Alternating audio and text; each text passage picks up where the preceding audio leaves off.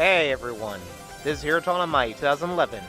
Welcome back to more Let's Play Legend of Zelda Twilight Princess. In the last episode, we collected the double claw shots as we make our way further into the city in the sky. In this episode, we finish the city in the sky and hopefully defeat Argorok and get the last mirror shard. So, in the last episode, like I said, we got the best episode. We got the best item in Twilight Princess, the double claw shots, because now we are essentially Spider-Man. So long as something has a graded hook on it, nothing, and I do mean nothing, is without our reach. And ow! Okay, apparently I'm within the reach of this thing. So, this episode's gonna be kind of a doozy, just because you guys are seeing the time on this, right? Even though we are fighting the boss in this part, I am essentially talking for a good 40 minutes. And yes, I could have just cut all this out, but really, what kind of person would I be if I did that? So, stuff I should talk about in this episode, which, by the way, we saw a we saw a switch like that before. If you're having, if the switch isn't activating when you're, using your claw shot on it, you have to use your iron boots because apparently Link isn't heavy enough to do that. And excuse me for a second because I have to blow my nose.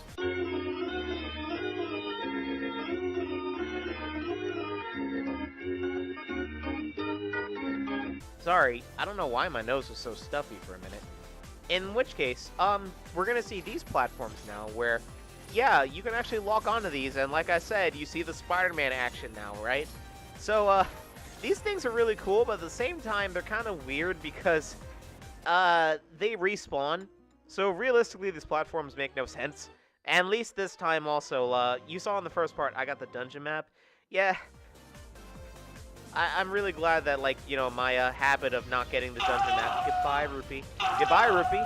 I'm really happy that my habit of not getting the dungeon map has finally subsided in this LP. So we are on the bottom of one of these platforms now, and we have to make our way up. We make our way up pretty much by I guess going underneath the bridge, and we see these Deku Babas getting in our way. You may be wondering how you take those out. Well, yeah, the claw shot acts as a a makeshift arrow or boomerang to get rid of them. You just have to be a bit precise when you're cutting them and they fall to the abyss. Gotta give the botanist credit for planting these things upside down on top, underneath the bridge. So, by the way, something I need to point up. One thing I always wanted to mention when it comes to the Wii version of Twilight Princess is that, yeah, I know because they waited so long to release this game, because they kept adding on more and more stuff, cutting content and all that. They really wanted to make this game like the last game for GameCube, but also a Wii launch title. Something interesting about that is the fact that, well, the reason why, and, you know, all you guys know, that the reason why the Wii version of Twilight Princess is flipped is because of the control scheme. Because most people in the world, about 80% of them, are right-handed. They had to make Link right-handed just so that using the control or using the sword and everything wouldn't be awkward, which, you know, yeah, fuck left-handed people, right? But they did this just so the control wouldn't be that awkward for using a sword and everything. And also the fact that this is also the reason for Skyward Sword Link being right-handed, but he's more so ambidextrous because Link still, in Skyward Sword, still uses his left hand for, like, the slingshot, the bow and arrow, and all that. And yeah, I hit the Helmarok instead of the P-hat. By the way, yeah, those things are P-hats. I believe this is the only game where they're actually friendly, because they're technically not enemies. They're only there to use your claw shots on. So we use the you know, sorry I'm laughing, but we use the lock-on feature to lock on to these things, and I don't know if you saw that back there, but we kind of broke Link's back when we we use these. So in any case, what was I talking about before? Oh yeah, the Wii version. So the entire game is flipped for the sake of control scheme and everything. Here's the thing. When you're using the double claw shots, and I know this is kind of a poor example, when you're using the double claw shots, you essentially are using the Wii Remote when Link is pointing out his left hand. You could have easily made the game left-handed and have motion controls. This is also the reason why in Sonic and the Black Knight, Lancelot is right-handed. Because in that game, even though all the Sonic characters are, representing the characters from the Arthurian myth, because Shadow is Lancelot, this may be a reason why he's right-handed in that game. But it's also because of the way the game controls, because, you need to have the characters be right-handed because people are going to be using motion controls and everything. The thing is, Shadow himself is left-handed. So it kind of irks me whenever I see artwork of Lancelot with the sword in his right hand. I'm like, ooh. I know it's a weird nitpick, but it bothers me that it's like, why give us that random tidbit in Shadow the Hedgehog that we break Link's spine again, just why give us that random bit of trivia in Shadow the Hedgehog that that Shadow is left-handed, and then basically never bring it up again, and essentially retcon the thing by having him be right-handed and everything else. So, I don't know, it's just a weird thing that bothers me. It also bothers me whenever someone tells me, like, why do you care that Link's left-handed? Well, I remember it being stated, too, that, like, a sign of the hero is that he's left-handed, because basically almost everyone in Hyrule is right-handed. Being left-handed is essentially a sign of the person that's going to become the next Link. It's kind of weird, I know, but, Link is traditionally a left-handed character, so whenever you break that rule, it just kind of throws me off. And, I'm open for, another Link being right-handed and everything, but when you have, the promotional material have him be left-handed, and the game is not, it's a lie. That's why I'm also saying in the HD version that we're getting in February, GameCube version Master Race. Speaking of the GameCube version, in the next episode, when we're doing the Poe hunting, I am admittingly using footage from a guide I found, just because I lost all the old footage of me finding the Poes and all that. And by the way, I risk myself getting this treasure chest, but don't bother. It's only 20 rupees. For some reason, every time I try to look up a video on Twilight Princess, to use as either reference or at least use for this video series, it is always from the Wii version. Like, I know that the GameCube version was really hard to come across, but like nobody has the GameCube version. Like, I think the only person that I've seen on YouTube that legitimately owns a copy of the GameCube version is Tim. That's Nintendo Capri Sun, for those of you who don't know his real name. But yeah, like, the only person I know that owns a GameCube copy of the game is Tim, because Attacking Toucans did an LP of the game, or I think he's still doing an LP of the game. I don't know. I think he kind of just postponed it because people weren't enjoying it or whatever. But I miss a treasure chest here, by the way. I think. Well, by the way, I fall down here and waste some time, and I'm sorry I didn't edit this out. I just now realized that. But Attacking Toucans was doing an LP of this game, and he's using the Wii version. Josh Jepson did an LP of this game, and he used the Wii version. Which, by the way, Josh's LP of this game is actually what inspired me to start doing this LP. So, and I love Josh Jepson, man. I really do. But, he had the Wii version of the game. And every time I see someone use footage of Twilight Princess, it's always from the Wii version. Hell, even when Peanut Butter Gamer and MatPat were doing, I think it was top 10 worst Zelda items, they used the Wii version. And by the way, in this area, seem familiar? Yeah, remember the mini-boss from, well, one of the mini-bosses from the Forest Temple. Yeah, this guy actually makes another appearance, but the thing is, now that you have the Master Sword, he's an absolute joke. However, there are no free bombs anymore. You have to blow them up normally. That's why the other room gave you bombs if you weren't ready. And I have no idea why the Mortal Draw thing shows up there, because you can't use Mortal Draw on that thing. But, yeah, dies the same way, and frankly, I realized this a bit late, but, the best part about this, dungeon, you don't have to beat a lot of the enemies. A lot of these enemies are absolutely optional, because you're gonna notice, again, like, I get lost easily in this dungeon, but you're gonna notice over here that you can lock on. So long as you know the positioning of this thing, you can lock on to it right away, so you really did not need to fight the boss. Well, the mini-boss, I mean.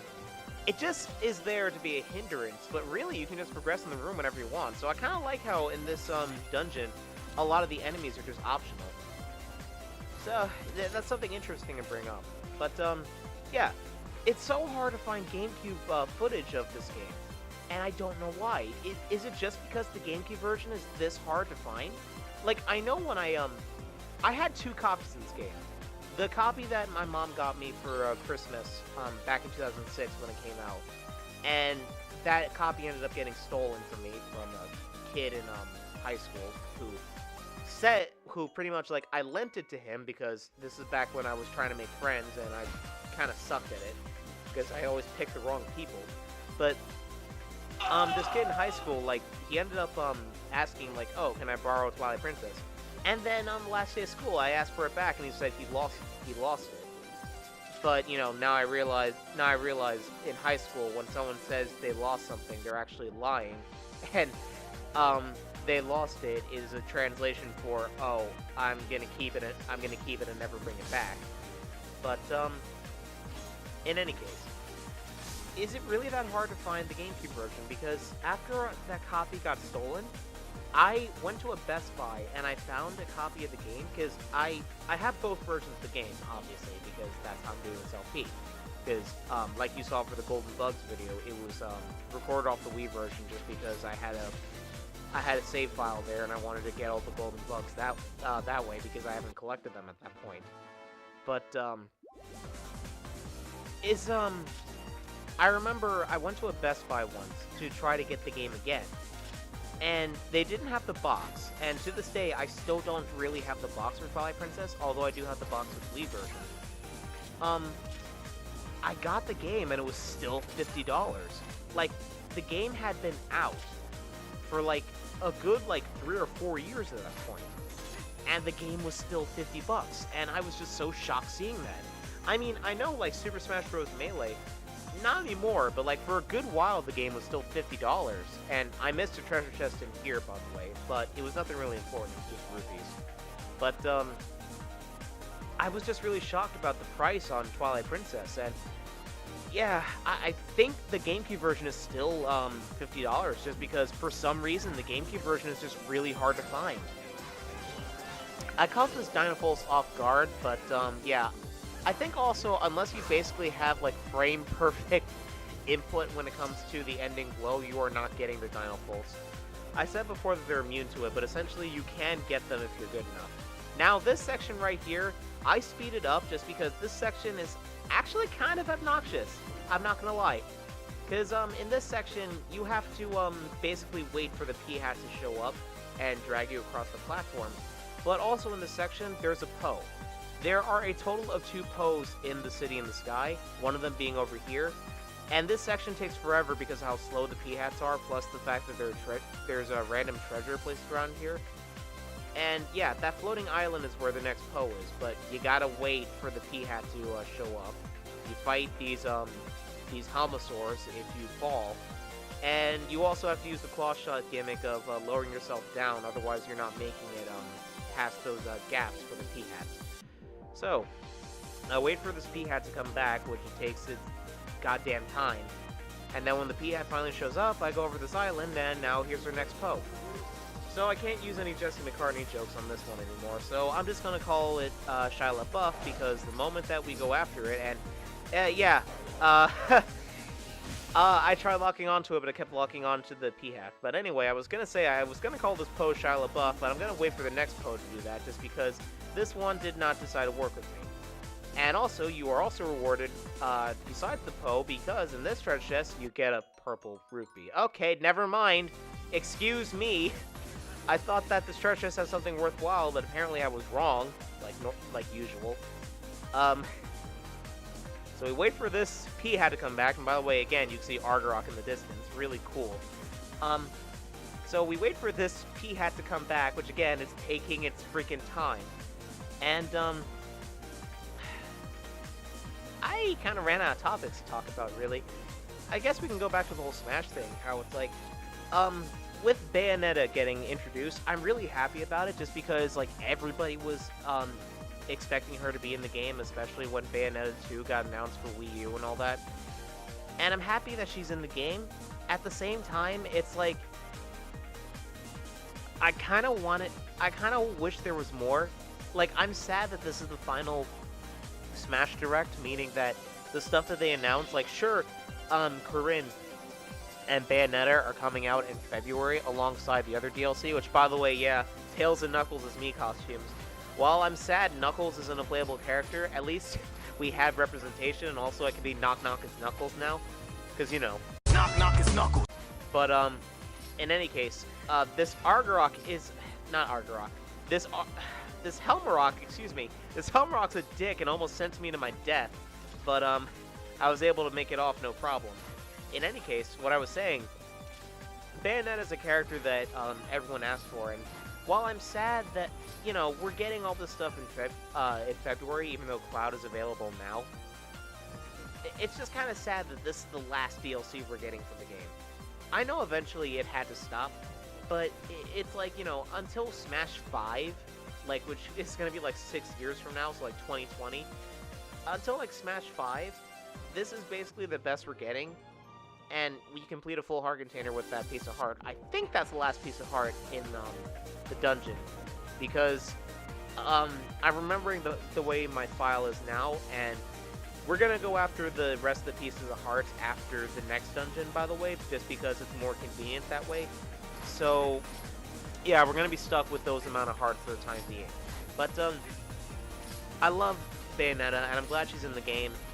A bit miffed with the music choices, although I'll wait till the DLC actually comes out. But by the way, I also get stuck in this room for a while, because you'll also see another jump cut, because there's another Poe in this area, but geez, it takes a while to get to him, because guess what? There's tightrope mechanics in this area. Fun. So, what I was saying, I'm really excited for the DLC. I'm just sad that this is it. You know, there's something sad about when something like this is final and whatnot. But, even with that being said, you know, I gotta thank Sakurai for all that. I'm just sad that there's no Snake and no Banjo. Like, those are the two characters I was really looking forward to, and today's video pretty much confirmed that they're not, no way they're not gonna be in the game, unless someone mods them in. Which, now that, you know, Smash 4 is done with all the updates and everything, well, for the most part, you know, there's still going to be an update in February for when Corinne and Bayonetta come out. You know, a purple root would be cool.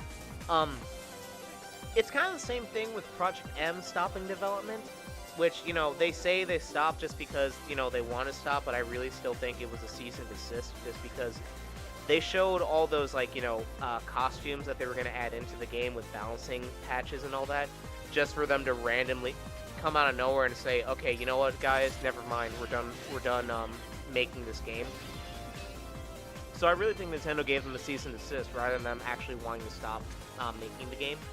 So I think with Smash 4, it's kind of the same thing, where I also see them stopping with DLC and development as also a good thing, just because, well, yeah, at one point everything has to stop, but at the same time it's like, you know, once the updates stop, that means that, you know, there's no more buffs and nerfs to characters. So essentially, you know, if your character was good, he'll stay good, and if your character is bad, well, I'm sorry. But yeah, and I cry every time just because Samus is still low tier, even though I use her. But yeah, in any case, what I'm trying to say is that I hear that Smash 3DS apparently, like, even though it's not the Project M dev team, they're already working on modding Smash 3DS, because, like, yeah, there's stuff in Smash Wii U, like, kind of minor stuff, like having Chrom as an alternate as an alternate costume for Marth, even though realistically speaking, that should be an alternate costume for Ike, and it technically is. But with that being said, it's like yeah. With that being said, it's just like what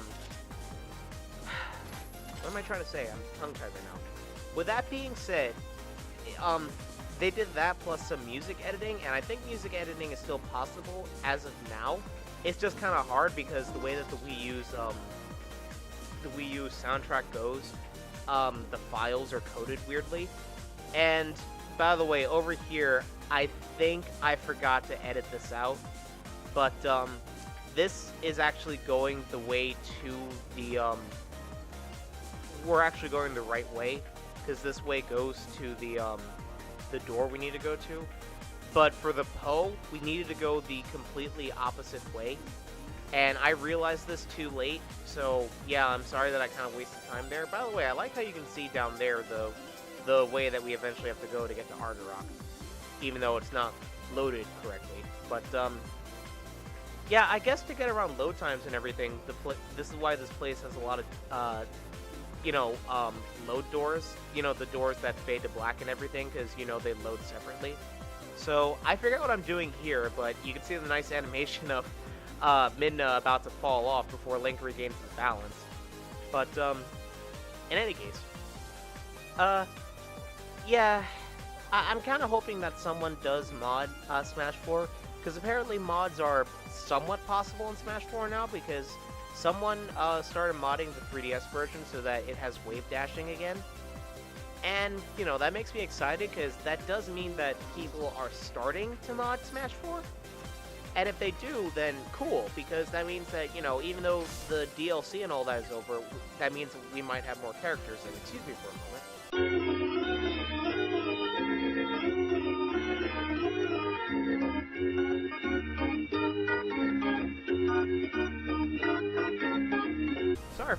Sorry about that. My allergies started acting up again. I don't know why. I'm having a really stuffy nose today, and in any case, so yeah, like I said, the statement about Smash still stands, and I'm really glad that about the characters we got. I'm just sad about Snake and Banjo. I really, really wanted Banjo in, because I cannot tell you how much I hate Duck Hunt and how I wish he was Banjo instead.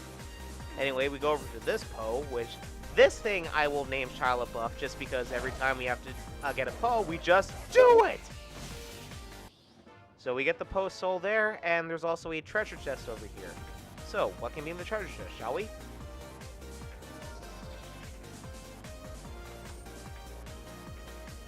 A purple rupee that we don't need. But, yeah, because I don't want to waste time getting over to this door, which, by the way, I try using the Gale Boomerang glitch I mentioned before to try to sequence break over there, just because I really didn't want to walk all the way over there, but, yeah, I did it wrong. So, I will meet you guys up at the door. Back over at this door, you know what's really interesting about this? I got so, comfortable not talking, I actually forgot to continue to talk when I got to here, so I'm just looking at the screen just like, this footage of this Helmasaur that's about to get crushed by this fan over here, and just clip through it. This footage is kind of funny, and then I just realized, wait, I should be talking over this. So this fight over here kind of sucks, just because, the Helmasaurs kind of turn rather quickly, and you're very limited here, because not only do you have to keep on Iron Boots in order to maneuver, but the Helmasaurs, they're not affected by the wind or whatever, so yeah, fighting these things suck in this area. But, as soon as we get the chance, because, again, fighting these things honestly really suck here, I think these things are called Helmasaurs. I mean, at least they look more like Helmasaurs, and yeah, these things are kind of disappointingly easy when you really think about it, so we roll into the treasure chest instead of actually getting it. We get the boss key, and you notice there's a switch on top of us. That switch is going to deactivate the fan that's, right below us. And we have maxed out rupees yet again. So, we pull on the switch.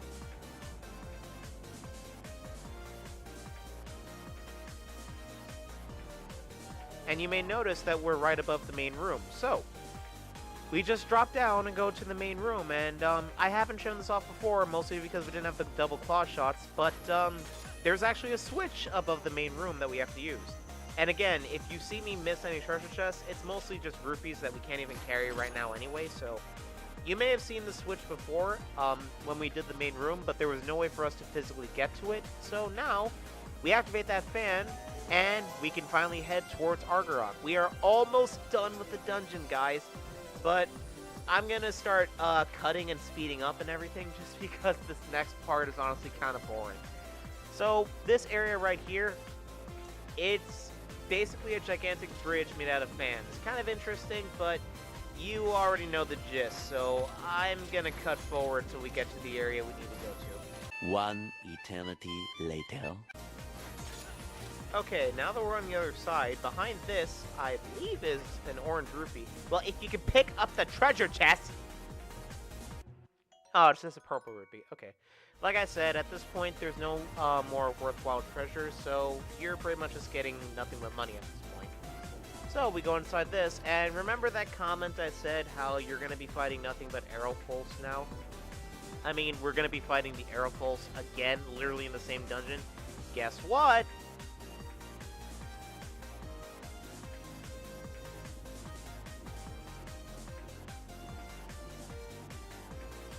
Not only do you fight Arrowfolds in the same dungeon that they were a mini-boss, now you gotta fight 2 of them.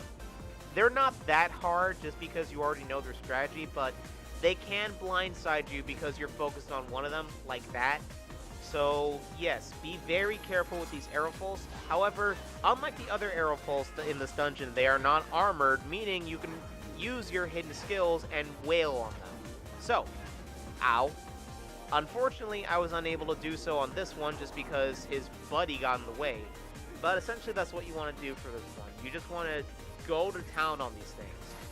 So, as soon as... Yeah, like I said, it's kind of annoying fighting more than one of them, and this isn't the last time we're going to be doing this. But they're relatively easy. It's just, again, I don't know why we're fighting... Orange Rupee! I don't know why we're fighting them in literally the... Whoa, that was cool, Link. I don't know why we're fighting them the same time that we got them as a mini-boss. Like, honestly, I kind of find that kind of bad. Why would you introduce an enemy as a mini-boss and then just literally have him show up like 2 seconds later, pretty much? By the way, yeah, that can happen too, where they get too high to actually latch onto them, so be careful about that. I believe this one I actually go to town on just because there's absolutely no distractions. So, yeah, again, all you have to do is use your hidden skills, and they are an absolute joke. Unfortunately, Link doesn't do the fancy sword put away motion, and like I said before, technically you don't have to fight these things because all you have to do is latch onto that thing up there, and you're golden because now you just have to do a fan puzzle. I believe that's also the case for speedruns in this game, because speedrunners don't actually, you know, they don't actually, use this, they don't actually fight a lot of the enemies, as case in point, so that's pretty much the golden rule to, save time. But, again, you get the gist of this room, so I'm gonna cut to when we get to the top of it. So much later that the old narrator got tired of waiting, and they had to hire a new one. So now that we're up on top of the room, just have to hit that one crystal, activate this fan, and that leads us in front of the boss door. So, the boss door, pretty impressive looking. It kind of looks like a Helmasaur when you get down to it. We go through this boss door and have, honestly, probably one of the most atmospheric entrances to a boss as we go up to it. So I'll be quiet just to let the atmosphere sink in.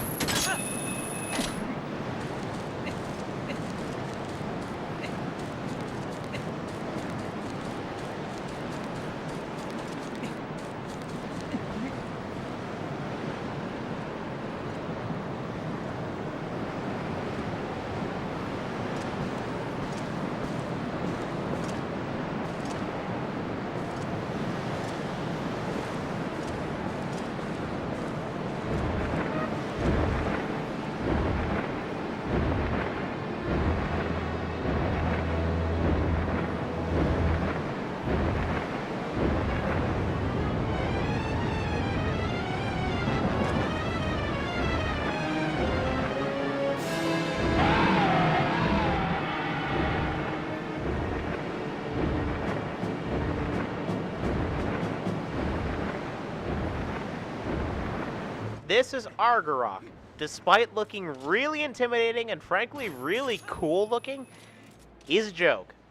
As are a lot of the bosses in Twilight Princess. Basically, all you have to do is keep hookshotting up to these towers over here and just wait for Argorok to show up.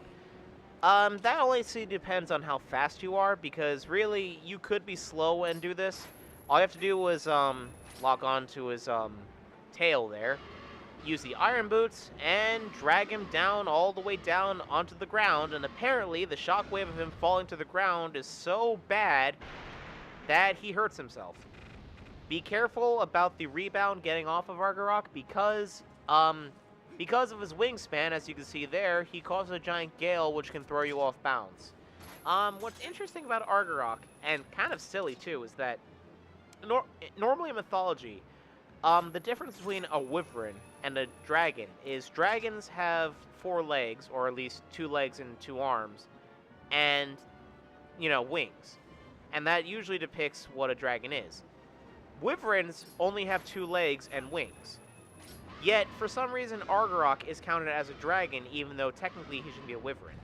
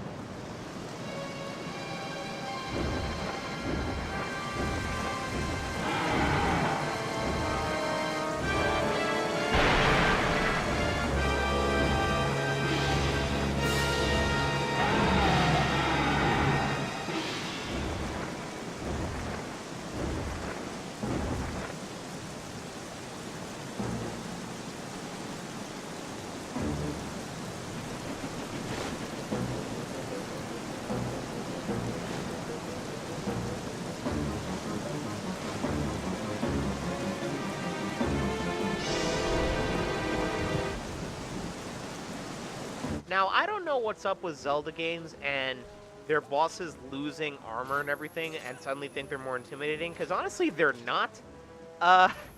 Because Goma in Wind Waker did the same thing, and it became adorable as opposed to intimidating.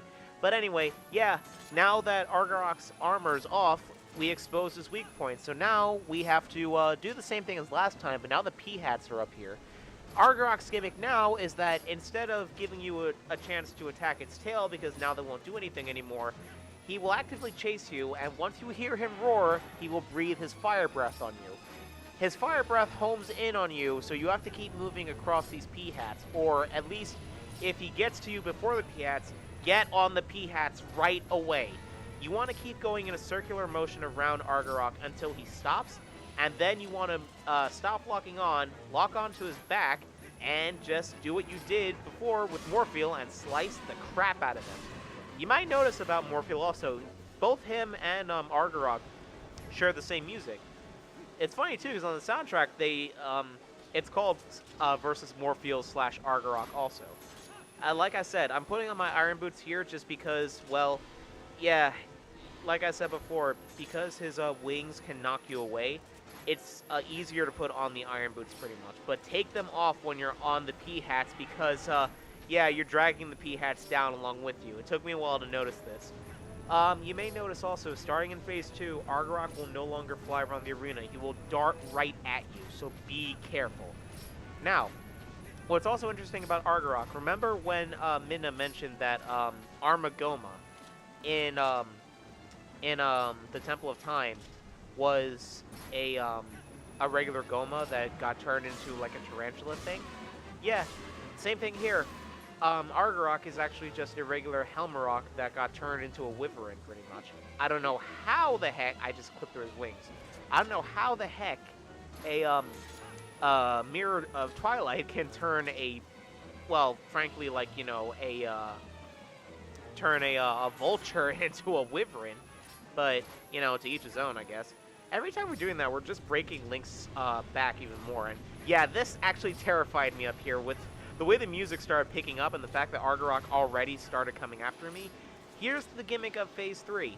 He will stop midway and start shooting his fire breath in the other direction. So you want to be absolutely careful you do not get caught in this. And by the way, because it's fire, fire bad. Do not bring your wooden shield out of this.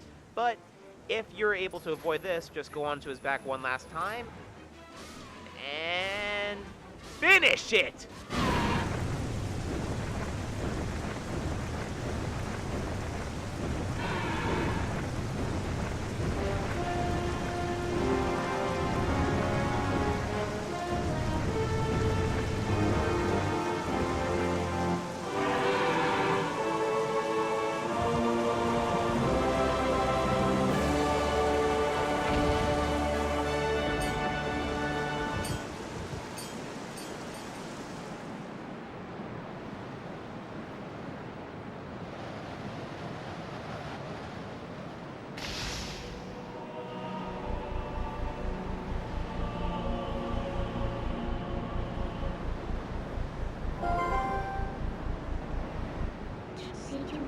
Link, you did it. You found the fourth shard.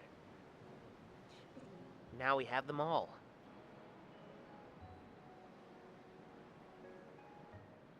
Hey, Link.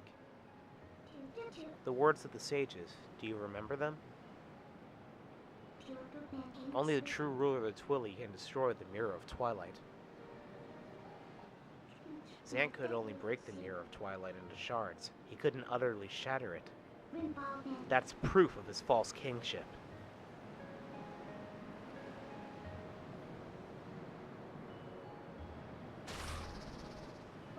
Link, we have to hurry to the mirror chamber. After all, a fake is a fake, no matter how much you dress it up. The real thing always wins. Now here's the thing, Minna. We would do that normally, but you haven't heard of optional side quests! Which is what we're doing in the next episode. So, see you guys then.